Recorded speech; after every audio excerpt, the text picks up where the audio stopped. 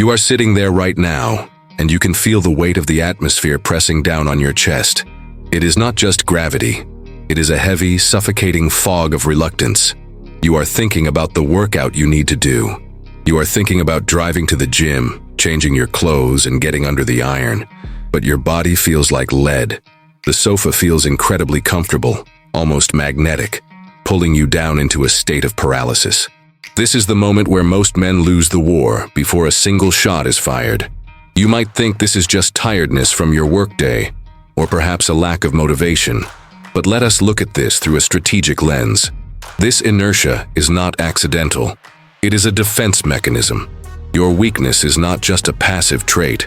It is an active enemy combatant that has fortified itself within your mind.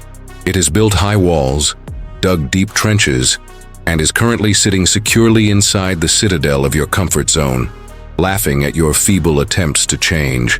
To defeat an enemy this entrenched, you cannot simply rely on a fleeting burst of emotion or a temporary spike of adrenaline. You cannot just ask the gates to open. When the enemy is behind thick stone walls, you do not send a diplomat. You send a siege engineer. You need to understand that weakness is stubborn. It has governed your biology for years, maybe decades, seeking the path of least resistance. It will not surrender easily. Therefore, we must lay siege to your comfort zone. A siege is a systematic, brutal, and calculated process of attrition. It requires patience, logistics, and heavy machinery. Today, the gym is your battlefield, and the equipment inside, the barbells, the dumbbells, the machines, are not just tools for fitness. They are your siege engines. We are going to surround the fortress of your laziness, cut off its supply lines, and batter its walls with repetitions until the stone cracks, the gates shatter, and your potential is finally liberated from the dungeon of your own apathy. We begin by establishing the perimeter and cutting the supply lines. In historical warfare, a siege begins by surrounding the city and ensuring that nothing gets in or out. The enemy inside, your weakness, survives by feeding on a specific type of supply, your rationalizations. Every time you think, "I am too tired," or "I will start on Monday," or "one skipped session won't hurt," you are sending a convoy of supplies into the fortress of mediocrity. You are feeding the very thing you are trying to kill. To win, you must implement a total blockade. This starts the moment you walk through the doors of the gym. As you step onto the rubber floor, visualize a perimeter locking down around your mind. The outside world, with its stress, its excuses, and its noise, is cut off. Inside this perimeter, the logic of the outer world does not apply. Here, there is only the logic of physics and physiology. When you approach the rack of dumbbells, you are effectively starving the enemy. The weakness in your head will start to panic. It will scream for you to stop, to lower the weight, to quit at 8 reps when you can do 12. This is the enemy starving. Do not listen. Instead, grip the knurled steel of the handle. Feel the cold, hard texture of the metal digging into your palm. That sensation is your reality now. As you lift the weight, performing a bicep curl or a shoulder press, you are rejecting the negotiation. Every repetition is a message that no more excuses will be tolerated. The burning sensation filling your muscle belly, that sharp accumulation of lactic acid, is not pain to be feared. It is the sound of the enemy's resources dwindling. You are tightening the noose. The weakness wants you to check your phone, to distract yourself, to break the tension. Do not let it. Keep your focus locked on the movement of the weight. Up and down, controlled, deliberate. You are starving the distraction to feed the focus. If you are ready to cut the supply lines to your excuses and commit to this siege, leave a like on this video right now. It is a small action, but it is your seal of commitment on the declaration of war. Now that the perimeter is set, we bring up the heavy artillery. A wall does not fall by staring at it. It falls when struck repeatedly by a force greater than its structural integrity. In our engineering model, your heavy compound movements, the squat, the deadlift, the bench press, are your battering rams. The barbell is a massive, indifferent piece of iron designed for one purpose: to generate force. When you load the plates onto the bar, sliding them on with that distinct metallic slide and clack, you are preparing the ram. Think of the squat, You position yourself under the bar. You feel the immense pressure across your trapezius muscles. It feels heavy. It feels oppressive. Good. That weight is the battering ram. The resistance you feel in your legs, that desire to collapse under the load, is the thickness of the wall you are attacking. When you descend into the hole of the squat, you are pulling the ram back. Your muscles stretch, storing elastic energy. Tension building up in your quadriceps and glutes like the tension in a catapult. And then, you drive. You push against the floor, converting potential energy into kinetic violence. You rise. That moment of struggle where the bar slows down, where your legs shake and your breath catches in your throat. That is the impact of the ram against the gate. Boom. The wall shudders. But one hit is never enough. Stone is stubborn.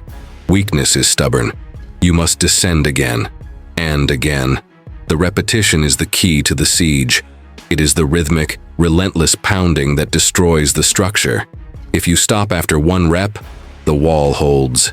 If you stop when it gets uncomfortable, the gate remains shut.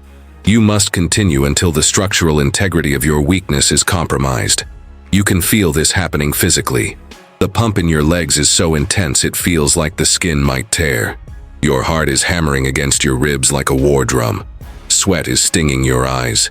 This physical duress is the evidence of the siege working.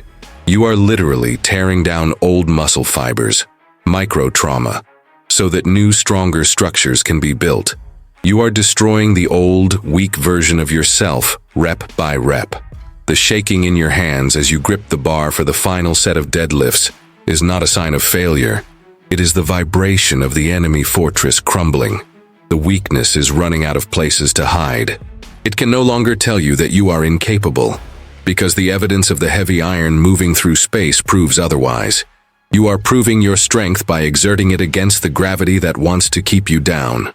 Finally, we reach the stage of the breach and the conquest. The walls have been battered. The supplies have been cut. The smoke clears, and the fortifications of your comfort zone lie in ruins. This usually happens towards the end of the workout.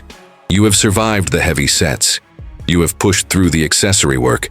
Your body is exhausted, drained of glycogen, but your mind is strangely clear. This is the moment you walk through the breach. The high you feel, often called endorphins, is actually the feeling of conquest. You have taken the territory. The territory is your own biology. By forcing your body to do what it did not want to do, you have deposed the tyrant of laziness and installed a new ruler, your will. Look at yourself in the mirror at the gym. The lighting casts shadows over muscles that are swollen with blood, fully engorged and hard. You look bigger. You stand taller. This is not vanity. This is the flag of victory planted on the ramparts. You have successfully engineered a new state of being. The weakness that told you to stay on the couch 2 hours ago is dead. It has been executed by the discipline of the iron. But remember, a conquered city must be governed, or it will rebel again. The siege mentality does not end when you rack the weights. As you walk out of the gym doors, feeling the cool air hit your flushed skin, feeling the deep, satisfying ache in your chest or your back, you are carrying the spoils of war with you. You carry a clearer mind, a sharper focus, and a calmness that only comes from physically exerting your aggression. You take this conquest into your business, into your relationships, into your life. When a problem arises at work, you do not panic. You remember the feeling of the heavy bar on your back. You remember that if you can move 300 pounds of cold steel, you can handle a difficult email or a complex negotiation. You apply the same siege tactics, isolate the problem, cut off the distractions, and hammer away at it until it yields. The blueprint you use in the gym is the universal blueprint for solving the problem of human weakness. The sensation of the shower water hitting your tired muscles later that night serves as a reminder. You fought today, and you won. However, never forget that the enemy is constantly regrouping. The comfort zone will try to rebuild its walls overnight. The moss of laziness grows back quickly if left unchecked. That is why this is a lifestyle, not an event. You are a career soldier in this war. You are the engineer who must inspect the fortifications daily. If you want to join a legion of men who understand that life is a constant siege against entropy and weakness, you need to subscribe to this channel right now. Consider this your enlistment paper, and I want you to go down to the comments section and write a simple pact with yourself and with us. Write, "I lay siege." This is your declaration that you will not retreat when the walls get high. Listen to me closely. The couch is still there. The comfort is still tempting. But you now possess the siege engines. You have the blueprint. The iron is waiting in the rack, cold and impartial. It does not care if you are tired. It only respects force. Do not let your potential remain trapped behind the walls of your own inaction. Get up, put on your boots, go to the gym, grab the bar, smash the gate. Execute the weakness. Start the siege. Now.